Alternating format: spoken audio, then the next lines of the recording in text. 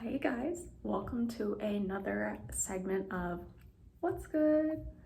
So, if any of you are like me, you watch things maybe that Netflix or Hulu that they create on their own. And so one show that I truly think I understand why it was canceled, but one show that I think should come back is Sense8. Now let me explain.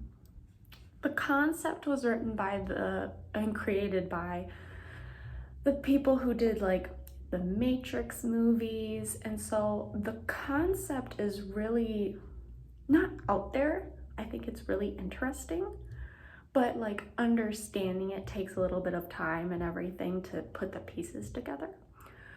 But you get so many different backgrounds. So the reason why it was canceled in the first place was because they would shoot in the actual locations where those actors were. So in Sense8, you've got people all over the world. Kala's from India. You have Riley, who's from Iceland, but also she's a musician, so sometimes they shot in London. You've got Will and Nomi, who are in the United States. Will is in Chicago, and Nomi is in California, San Francisco area. And then you've got Wolfgang, who's in Germany. You've got Sun, who's in South Korea, Seoul. You've got Capheus, who is in Africa, Kenya specifically. And then you have, 1 minute, sometimes I have to, then you have Lido. I cannot believe I forgot Lido because he's my favorite in that show.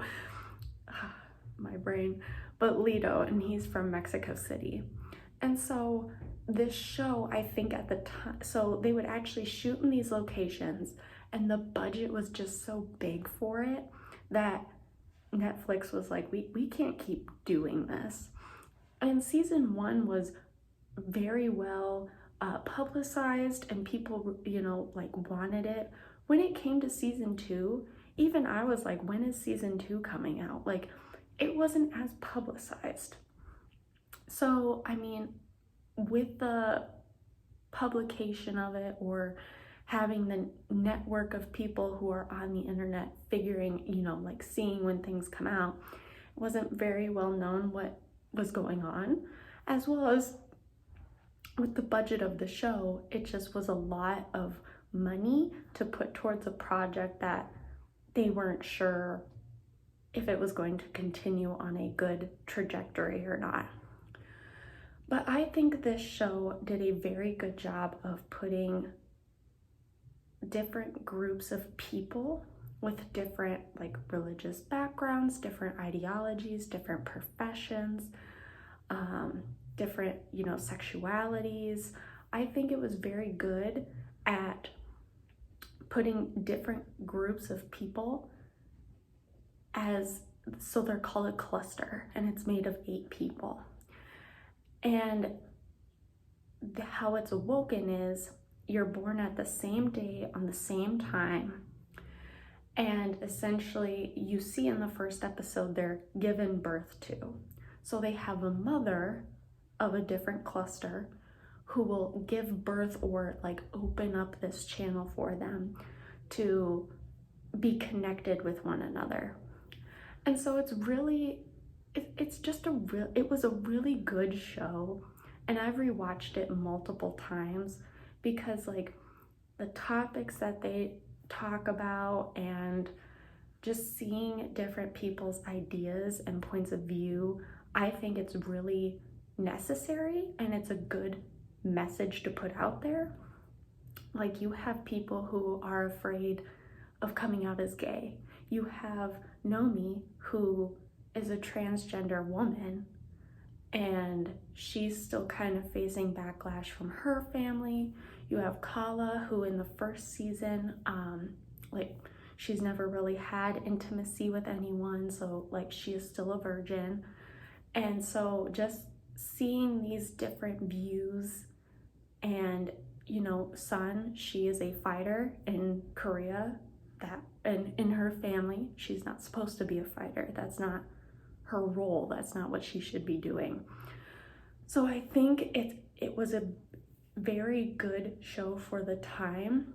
And I think if we can continue to make shows similar to that, where you have different groups of people, such a diverse cast, and, you know, talking about different controversial topics in an open discussion. Like, not everyone has to agree on it, but you can acknowledge their points and understand where they're coming from. Those are the shows that really like grab me and keep me watching. So, you know, check it out. It's on Netflix still. The ending they did, so the ending was essentially like a 2-hour movie, I'm gonna call it. Basically, it's like a big long episode because fans demanded, like, hey, we need closure. Like, how season 2 ended, we're just like, you can't cancel on us, hun. We gotta know what's going on, Boo Boo Kitty. So Netflix, you know, there was a petition put out, and Netflix and the creators came together and they're like, okay, you're gonna get a final episode. So things were kind of course, rushed in that episode, but at least we got closure.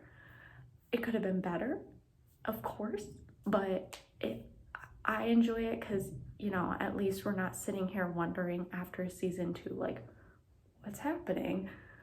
So check it out. All of it's on Netflix because it's a Netflix original. And hopefully you won't be disappointed and you enjoy it as much as I did when I watched it. I'll talk to you all later. Stay safe and have a great weekend or day, whatever time you're watching this. Bye.